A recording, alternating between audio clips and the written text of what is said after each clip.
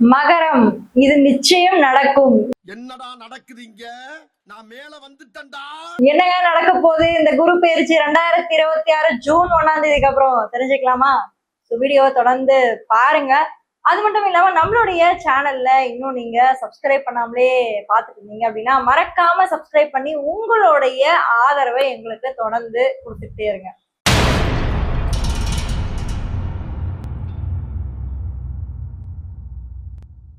மகர ராசி காலச்சக்கரத்துடைய 10வது ஒரு ராசி.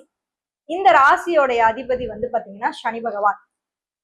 இப்போ இந்த மகர ராசியில குரு பகவான் எங்க வந்து உங்களுக்கு உச்சமாக போறாரு அப்படின்னு பாத்தீங்கன்னா ராசிக்கு 7ஆம் இடம் சொல்லக்கூடிய கலத்திரஸ்தானம், அதாவது உங்களுடைய ரிலேஷன்ஷிப், பார்ட்னர்ஷிப், ஸ்பவுஸ், இந்த மாதிரி ஒரு வீட்டுல வந்து உச்சமாக போறாரு. பட் நம்ம இதுல என்ன ஒரு முக்கியமான ஒரு விஷயம் பார்க்கணும்னா, மகர ராசியில மொத்தம் 3 நட்சத்திரங்கள் இருக்கு. முதல்ல அவிட்டம், திருவோணம், உத்திராடம். இந்த 3 நட்சத்திரத்துல பிறந்தவங்களுக்கும் இந்த குரு பெயர்ச்சி என்ன மாதிரி பலன்களை கொடுக்க போது, எவ்வளவு சதவீத விழுக்காடு நல்லா இருக்க போறீங்க அப்படின்றத நம்ம தொடர்ந்து பார்க்கலாம். சோ ஃபர்ஸ்ட் இந்த குரு பகவானுடைய சிறப்பு பார்வைகள்லாம் எந்தெந்த வீட்டுக்கு விழுதுன்னு பார்ப்போம். குரு வந்து உங்க ராசில இருந்து 7ஆம் வீட்டுல உச்சமாறாரு அப்படின்னு நான் சொல்லிட்டேன். சோ ராசிக்கு 7ஆம் வீட்டுல குரு பகவான் இருக்கும்போது தன்னுடைய 5ஆம் பார்வையின் மூலியமாக 11ஆம் வீட்டை பாக்குறாரு. ஓகேங்களா? சோ 11ஆம் வீடு அப்படின்றது லாபஸ்தானம். அதுக்கப்புறம் தன்னுடைய 7ஆம் பார்வையின் மூலியமாக ராசியை பார்க்கிறாரு. ராசியை பார்த்தது மட்டும் இல்லாம தன்னுடைய 9ஆம் பார்வையின் மூலியமாக சனி இருக்கக்கூடிய 9ஆம் வீட்டையும், அதாவது தன்னுடைய 9ஆம் பார்வையின் மூலமாக 3ஆம் வீட்டையும் பாக்குறாரு. இப்போ ஒரு விஷயம் இருக்குங்க, அதாவது குரு பகவான் வந்து ஒரு ராசிக்கு வராரு அப்படின்னா உடனே ஓவர் நைட்ல வந்துட மாட்டார்.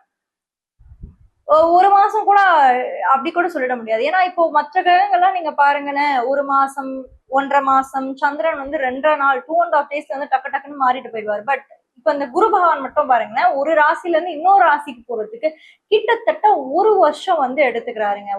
1 year எடுத்துக்கிறாரு. பட் இந்த டைம்ல அவர் எப்படி வராருன்னு கேட்டீங்கன்னா அதிச்சார பயிற்சி மூலமா வராரு. அதாவது ரொம்ப ஃபாஸ்ட் பேஸ்ல வராரு, ரொம்ப ஃபாஸ்ட் மூமெண்ட்ல வராரு. இப்படி வரக்கூடிய இந்த குரு பகவான் வந்து உங்களுக்கு நிறைய நல்லது பண்ணுவார். மகர ராசிக்கு மிக முக்கியமா இருக்கிற ஒரு பிரச்சனை வந்து என்ன தெரியுங்களா? உறவுகள்ல அதிகமா விரிசல் விழுந்ததுதான் காரணம். ஒரு 4-5 வருடமாவே பாருங்களேன், உறவுகள்ல விரிசல் வந்து அதிகமாயிட்டு ஒரு சின்ன சண்டையாதாங்க ஆரம்பிச்சது. ஆனா பாருங்களேன், படப்பட சண்டை பெருசாவே போயிட்டே இருக்கு.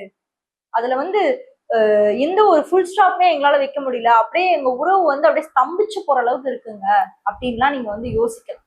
பட் இந்த டைம்ல உங்களுக்கு ராசில இருந்து 7ஆம் இடத்துக்கு வராரு குரு பகவான். 7ஆம் இடத்துக்கு வரக்கூடிய இந்த குரு பகவானால நிறைய நன்மைகள் உண்டு. முதல்ல ஒரு நல்ல விஷயம் என்னன்னா 11ஆம் வீட்டை பாக்குறேன்.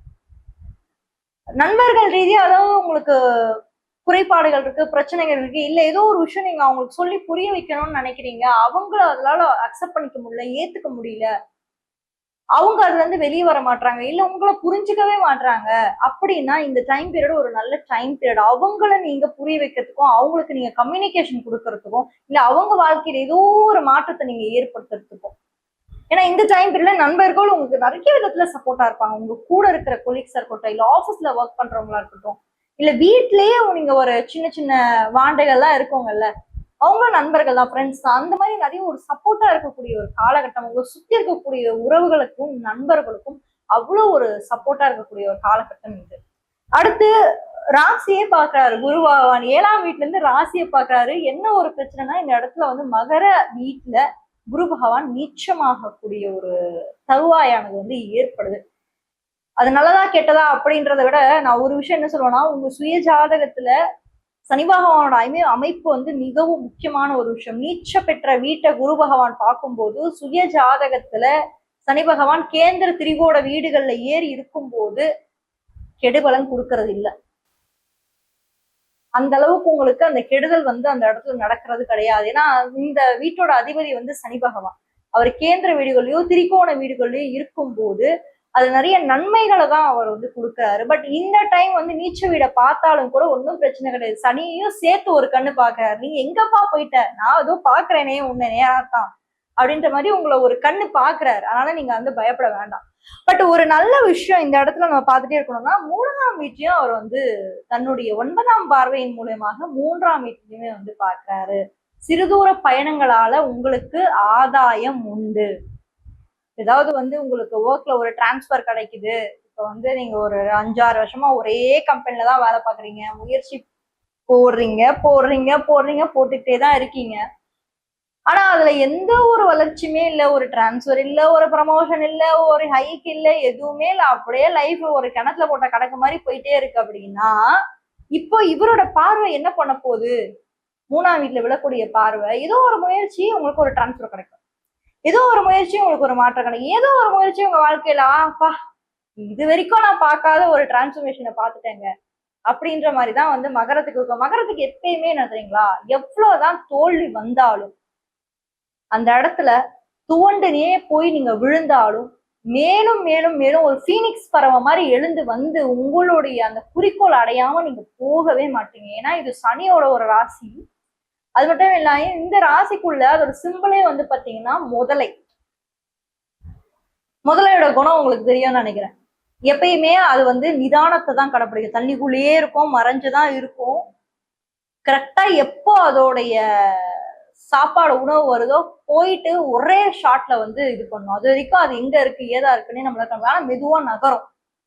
அந்த ஸ்லோவா மெதுவா நிதானமா, ஆனா பொரிய அடிக்கிறது கரெக்டா அடிக்கும் இல்லையா? அது மாதிரிதான் இந்த இடத்துல மகர ராசியில் இருக்கவங்களுமே கண்டிப்பா நிதானம் இருக்கும், ஸ்லோ இருக்கும். ஆனா கரெக்டா எப்ப எந்த இடத்துல அடிச்சா நம்மளுக்கு நடக்கும் அப்படின்றது எல்லாமே தெரியும். சோ அவர் பார்க்கக்கூடிய இந்த 3 வீடுகளுமே அதி அற்புதமான வீடுகள் அப்படின்றத மட்டும் நீங்க ஞாபகம் வச்சுக்கோங்க. அவிட்ட நட்சத்திரத்துக்கு எப்படி இருக்க போகுது? மகர ராசி இந்த 2026 ஜூன் 1 தேதி அன்னைக்கு வந்து குரு பகவான் வந்து உச்சமாக போறாரு.